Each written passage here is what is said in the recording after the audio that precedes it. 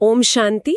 ईश्वरीय परिवार की सर्व दिव्य सितारों, सर्व पद्मापदम भाग्यवान आत्माओं का आज के इस रूहानी मंथन में बहुत बहुत स्वागत है। ओम शांति। आज हम 29 जनवरी 2026 की साकार मुरली के जो अनमोल महावाक्य है उन पर गहराई से चिंतन करेंगे। जी। बाबा ने आज हमें पुरुषोत्तम बनने की सबसे सहज और सबसे श्रेष्ठ विधि बताई है, और वो है याद की यात्रा। बिल्कुल। आज की मुरली का सार ही यही है कि कैसे हम इस कांटों की दुनिया में रहते हुए भी एक ऐसा सुंदर फूल बने जिसकी खुशबू सबको सुख और शांति का अनुभव कराए। तो आज की मुरली का थीम हम कह सकते हैं, याद की यात्रा द्वारा फूल बनना। ये बहुत सुंदर है। और चर्चा शुरू करने से पहले ना एक प्रश्न मन में उठता है। जी। हम सब ने ये अनुभव किया है कि एक छोटे से निर्दोष बच्चे को देखकर या एक खिले हुए फूल को देखकर मन में एक स्वाभाविक खिंचाव, एक कशिश महसूस होती है। तो क्या कभी सोचा है कि वैसी ही रूहानी कशिश, वैसा ही आत्मिक आकर्षण हम अपने अंदर कैसे पैदा कर सकते हैं? आज बाबा इसी गहरे रहस्य से पर्दा उठा रहे हैं। तो चलिए, बाबा की इन्हीं गहरी यादों में खो जाने से पहले हम 1 मिनट के लिए अपने असली स्वरूप में स्थित होते हैं। बाबा की याद में बैठते हैं। जी। मैं एक आत्मा, मस्तक के बीच चमकता हुआ दिव्य सितारा। मैं परम धाम में अपने मीठे बाबा शांति के सागर प्रेम के साथ हूं। बाबा से मुझात्मा पर पवित्रता की किरणें पड़ रही हैं। मैं आत्मा एक रूहानी गुलाब हूं, जिसकी मीठी सुगंध चारों ओर शांति और स्नेह फैला रही है। ओम शांति। ओम शांति। तो चलिए इस रूहानी यात्रा को शुरू करते हैं। बाबा मुरली की शुरुआत में ही हमें हमारा लक्ष्य और उस तक पहुंचने की विधि दोनों मतलब एक ही महावाक्य में स्पष्ट कर देते हैं। वो कहते हैं, मीठे बच्चे अपने स्वीट बाप को याद करो तो तुम सतोप्रधान देवता बन जाएंगे। सारा मदार याद की यात्रा पर है। इन शब्दों में देखिए कितनी मिठास है और कितना आश्वासन है। बाबा यहाँ कठोर बाप या ज्ञानी बाप नहीं कह रहे। नहीं, वे कहते हैं स्वीट बाप। जब संबंध में मिठास होती है, स्नेह होता है, तो याद एक कर्तव्य या बोझ नहीं बल्कि एक आनंद का अनुभव बन जाती है। सहज हो जाते हैं। बिल्कुल। बच्चा अपने प्यारे पिता को सहज ही याद करता है। और बाबा कह रहे हैं कि इस पूरी यात्रा का, मनुष्य से देवता बनने की इस कायाकल्प प्रक्रिया का सारा मदार यानी पूरा आधार ही याद है। और कोई जप तप कर्मकांड या हठ योग नहीं, केवल एक मीठी याद। यही याद आत्मा की बैटरी को चार्ज करती है और उसे तमोप्रधान लोहे से सतोप्रधान सोने में बदल देती है। और इसी मिठास से जुड़ा है आज का प्रश्न, जो बहुत ही मार्मिक है। बाबा पूछते हैं, जैसे बाप की कशिश बच्चों को होती है, वैसे किन बच्चों की कशिश सबको होगी? बाप तो सागर हैं, उनकी कशिश तो है ही, पर हम बच्चों में वो आकर्षण कैसे आए? और उत्तर में बाबा ने जो उदाहरण दिया है वो तो दिल को छू लेता है। बाबा कहते हैं, जो फूल जैसे बच्चे होंगे। फूल जैसे बच्चे। हाँ, फूल की क्या विशेषता है? उसमें कांटे नहीं होते, वो केवल खुशबू और सुंदरता देता है। और छोटे बच्चे, वे क्यों सबको प्यारे लगते हैं? क्योंकि वो निर्दोष होते हैं। बिल्कुल, उनमें देह अभिमान और विकारों की समझ नहीं होती। बाबा इसी ओर इशारा कर रहे हैं कि जब हम आत्माएं भी ज्ञान और योग से अपने अंदर के क्रोध, लोभ, अहंकार रूपी कांटों को पूरी तरह निकाल देते हैं और पवित्रता के फूल बन जाते हैं, तब हमारी भी कशिश सबको होने लगती है। लोग हमारे पास आके शांति अनुभव करते हैं। तो रूहानी आकर्षण का आधार है संपूर्ण पवित्रता। बिल्कुल। और बाबा हमें बार बार हमारा श्रेष्ठ लक्ष्य याद दिलाते हैं। वे कहते हैं, ये पुरुषोत्तम संगम युग है। जी। कोई साधारण युग नहीं, पुरुषों में उत्तम बनने का युग। और इसके लिए अपनी बुद्धि में अपना भविष्य का स्वरूप, लक्ष्मी नारायण का चित्र, वो सदा स्पष्ट रखना है। बाबा ने बैरिस्टर का उदाहरण दिया कि जैसे वो विद्यार्थी पढ़ते समय अपनी कुर्सी को नहीं बल्कि बैरिस्टर की कुर्सी को याद रखता है, वैसे ही हमें यह याद रहे कि हम इस ईश्वरीय विश्वविद्यालय में विश्व का मालिक बनने के लिए पढ़ रहे हैं। यही तो अलौकिक बुद्धि की निशानी है। आप सोचिए, ये कितना बड़ा नशा और खुमारी की बात है कि हम कोई साधारण सत्संग में नहीं बैठे जहां सिर्फ कथा कहानियां सुनाई जाती हैं। सही बात है। हम स्वयं सृष्टि के रचयिता, ज्ञान के सागर शिव बाबा के सम्मुख बैठकर इस रचना के आदि, मध्य और अंत का रहस्य जान रहे हैं। हम उनसे पढ़कर नर से नारायण बन रहे हैं। दुनिया के बड़े से बड़े वैज्ञानिक या दार्शनिक भी यह नहीं जानते जो हम बच्चे जानते हैं। यह स्मृति ही हमें देहभान से ऊपर उठाकर पुरुषोत्तम बनने की प्रेरणा देती है। पर लक्ष्य जितना श्रेष्ठ है, यात्रा में चुनौतियां भी उतनी ही हैं। बाबा बहुत स्पष्ट रूप से कहते हैं कि यह याद की यात्रा कोई फूलों की सेज नहीं, बल्कि माया से एक युद्ध है, एक लड़ाई है। और इसमें सबसे बड़ा तूफान आता है देह अभिमान का। हाँ, मैं शरीर हूँ, ये एक स्मृति बाकी सब विकारों को जैसे निमंत्रण दे देती है। सही कहा। देह अभिमान ही रावण का मुख्य द्वार है। जैसे ही ये द्वार खुलता है, काम, क्रोध, लोभ, मोह, अहंकार, ये पांचों चोर अंदर आकर आत्मा की सारी शक्ति और खुशी को लूट लेते हैं और बाप की याद को भुला देते हैं। हाँ, और बाप की याद को भुला देते हैं। लेकिन जब याद अच्छी रहती है ना, जब आत्मा अपने पिता से जुड़ी रहती है, तो अनुभव बहुत मीठा होता है। बाबा कहते हैं, याद में प्रेम के आंसू बहते हैं, आत्मा गदगद हो जाती है। जी, ये हमारी यात्रा की चेकिंग का मतलब एक बहुत सुंदर पैमाना है। अगर योग में बैठकर भी मन सूखा सूखा लगता है, तो समझना चाहिए कि कहीं कोई विकार या देह अभिमान का अंश विघ्न डाल रहा है। और जब याद में आनंद, मिठास और खुशी का अनुभव हो रहा है, तो समझना चाहिए कि हमारी यात्रा सही दिशा में है। बाबा इस मुरली में आत्मा के महत्व पर बहुत जोर देते हैं। वो हमें हमारी असली पहचान की स्मृति दिलाते हैं। बाबा कहते हैं, शरीर तो विनाशी है, लेकिन इस शरीर में जो आत्मा है वही मोस्ट वैल्यूएबल है, सबसे मूल्यवान। बिल्कुल। आत्मा ही पढ़ती है, आत्मा ही संस्कार धारण करती है, और आत्मा ही सुख दुख का अनुभव करती है। बिल्कुल। और इसीलिए तो बाबा हमें देही अभिमानी बनने का अभ्यास कराते हैं। बाबा ने मिसाल दी कि कुछ बच्चे डायरी में लिखते हैं। हाँ, लिखते हैं, आज मुझ आत्मा ने ये सेवा की, आज मुझ आत्मा ने बाबा को इतने प्यार से याद किया। ये मुझ आत्मा शब्द का बार बार प्रयोग वो देह के भान को तोड़ता है।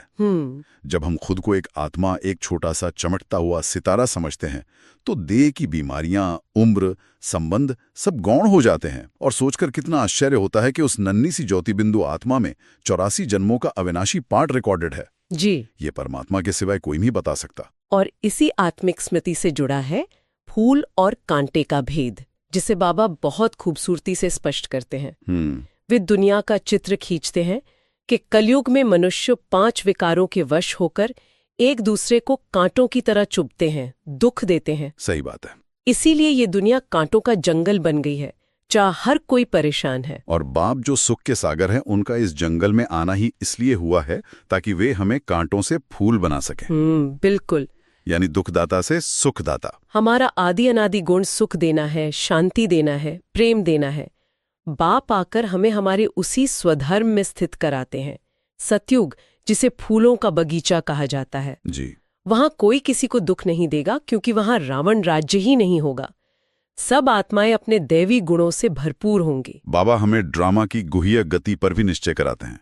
वे कहते हैं कि ये 5000 वर्ष का चक्र हूबहू एक्यूरेट रिपीट होता है। इसमें 1 सेकंड का भी अंतर नहीं आ सकता। नहीं आ सकता।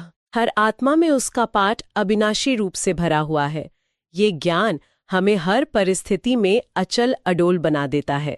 और इस ड्रामा की विचित्रता देखिए, बाबा समय की गणना का कितना सुंदर उदाहरण देते हैं। हाँ, कहते हैं, कृष्ण साकार में जन्म लेते हैं, गर्भ से आते हैं, इसलिए ज्योतिष वाले उनकी जन्म तिथि, तारीख, मिनट, सेकंड सब निकाल सकते हैं।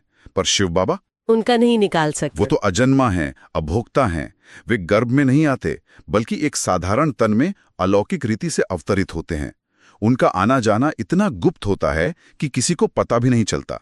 ये ड्रामा में परमपिता परमात्मा का सबसे अनोखा और दिव्य पाठ है। बिल्कुल। अब आते हैं मुरली के उस हिस्से पर जिसे हमें अपने जीवन में धारण करना है। जी, धारणा पर। धारणा के लिए मुख्य सार का पहला पॉइंट है, सुख धाम में चलने के लिए सुखदायी बनना है। सबके दुख हर कर सुख देना है, कभी भी दुखदायी कांटा नहीं बनना है। ये पॉइंट हमारे व्यावहारिक जीवन और कर्म से जुड़ा है। सुखधाम यानी सतयुग की टिकट ही उन्हें मिलेगी जो यहाँ संगम युग पर सबको सुख देने का अभ्यास करते हैं। हमारे संकल्पों से, हमारे बोल से, हमारी दृष्टि और वृत्ति से किसी को भी दुख या चुभन का अनुभव न हो। हमें मरहम बनना है, घाव देने वाला नहीं। और धारणा के लिए दूसरा पॉइंट है, इस विनाशी शरीर में आत्मा ही मोस्ट वैल्यूएबल है। वही अमर, अविनाशी है, इसलिए अविनाशी चीज से प्यार रखना है। देह का भान मिटा देना है। ये दूसरा पॉइंट हमारी आंतरिक स्थिति से जुड़ा है। जब हमारा प्यार, हमारा लगाव इस विनाशी शरीर और शरीर की दुनिया से हटकर अविनाशी आत्मा और अविनाशी परमात्मा से जुड़ जाता है, तो देह का भान स्वतः ही मिट जाता है। अच्छा, और अगर हम ध्यान से देखें ना, तो ये दोनों पॉइंट्स एक दूसरे से जुड़े हुए हैं। कैसे? जब हम आत्माभिमानी स्थिति में टिकते हैं, तो हमारे कर्म अपने आप सुखदायी हो जाते हैं। आत्मिक स्मृति ही हमें सुखदाता बनाती है। बिल्कुल। अब बात करते हैं आज के शक्तिशाली वरदान की। बाबा ने हम बच्चों को वरदान दिया है अपने अनादि आदि स्वरूप की स्मृति से निर्बंधन बनने और बनाने वाले मर्जीवा भव।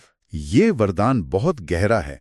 हमारा अनादि स्वरूप है परम धामवासी, अशरीरी, शांत स्वरूप आत्मा, और आदि स्वरूप है सत्युग का पवित्र दैवी गुण संपन्न देवता। बाबा कहते हैं, जब हम इन दोनों असली स्वरूपों की स्मृति में रहते हैं, तो हम शरीर के बंधन से, पुराने स्वभाव संस्कारों के बंधन से, संबंधों के लगाव के बंधन से, मतलब सर्व बंधनों से मुक्त हो जाते हैं। अच्छा। हम मर्जीवा बन जाते हैं, यानी इस पुरानी दुनिया और पुराने स्वभाव के लिए जीते जी मर जाते हैं। और जब हम स्वयं निर्बंधन बनते हैं, तभी हम औरों को भी मुक्ति का रास्ता दिखा सकते हैं। और आज का स्लोगन तो जैसे मनसा सेवा का सार ही है, याद की वृत्ति से वायुमंडल को पावरफुल बनाना, यही मनसा सेवा है। कितनी शक्तिशाली सेवा है ये।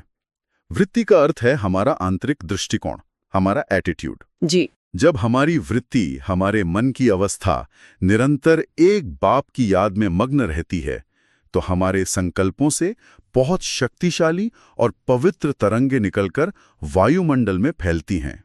ये एक स्थान पर बैठकर भी सारे विश्व की सेवा करना है। बिना कुछ बोले, बिना कुछ किए, केवल अपनी शक्तिशाली याद की स्थिति से हम अशांत आत्माओं को शांति की शक्ति दे सकते हैं। मुरली में एक अव्यक्त इशारा भी था जो वरदान से ही जुड़ा हुआ है। किसी भी प्रकार के लगाव से मुक्त होकर जीवन मुक्त स्थिति का अनुभव करना। जी।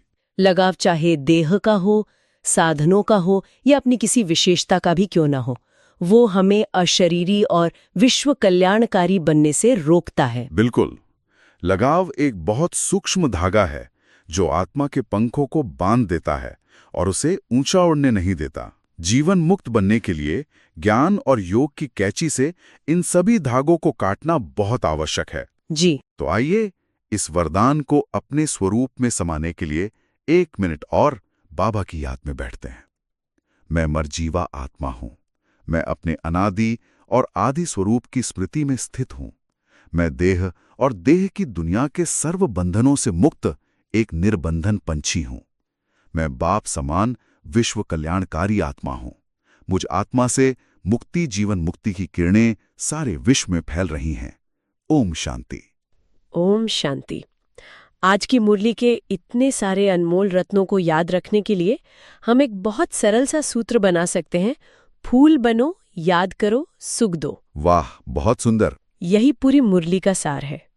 पवित्रता का फूल बनना है, एक मीठे बाप को निरंतर याद करना है और अपने हर कर्म से सबको सुख देना है। और आज के इस ज्ञान को जीवन में लाने के लिए हम दिन भर स्वयं से कुछ प्रश्न पूछ सकते हैं। जी जरूर। पहला, आज मैं अपने किस एक पुराने स्वभाव या संस्कार के बंधन को बाप को समर्पित करके मर्जीवा बनूंगी या बनूंगी? और दूसरा, क्या आज मेरे किसी भी संकल्प, बोल या कर्म से किसी आत्मा को कांटे के समान चुभन तो नहीं हुई?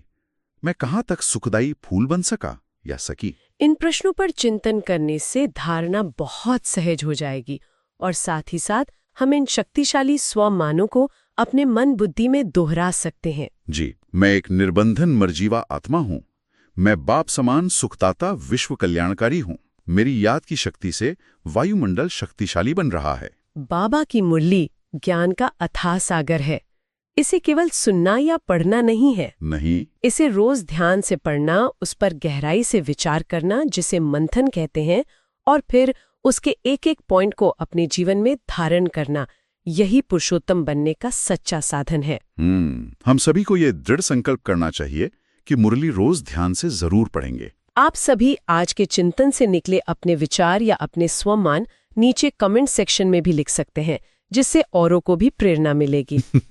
अच्छा, मीठे मीठे सिकिलदे बच्चों प्रति मात पिता बाप दादा का याद प्यार और गुड मॉर्निंग, रूहानी बाप की रूहानी बच्चों को नमस्ते। हम रूहानी बच्चों की रूहानी मात पिता बाप दादा को याद प्यार, गुड मॉर्निंग और नमस्ते। ओम शांति।